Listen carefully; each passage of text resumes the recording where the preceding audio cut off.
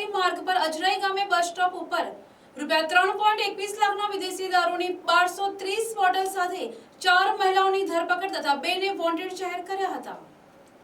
ગણદેવી પોલીસે બાતમીને આધારે મંગળવારે અજરાઈ બસ સ્ટોપ ઉપર છાપો માર્યો હતો, જ્યાંથી મુસાફરના સ્વાંગમાં ₹3,21,635ની વિદેશી દારૂની 1230 બોટલ સાથે આરોપી 4 મહિલાઓ ભાવિની ચંપકભાઈ પટેલ રહેવાસી દગડફળિયા વણગામ ગણદેવી, સીમાબેન મુકેશભાઈ પટેલ રહેવાસી ટટીફળિયા બિગરી, રેખાબેન ભગુભાઈ પટેલ રહેવાસી આગળફળિયા માલવણ જિલ્લો વલસાડ અને કોકિલાબેન અમરતભાઈ પટેલ રહેવાસી ભુલિયાફળિયા પોંસરી તાલુકો ગણદેવીની ધરપકડ કરી હતી।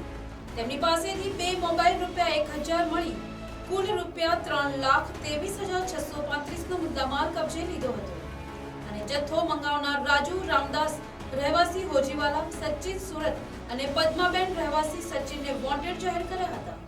ગણદેવી પીઆઈ વીજી ભરવાડ વધુ તપાસ કરી રહ્યા છે। Report ATC news Navsari.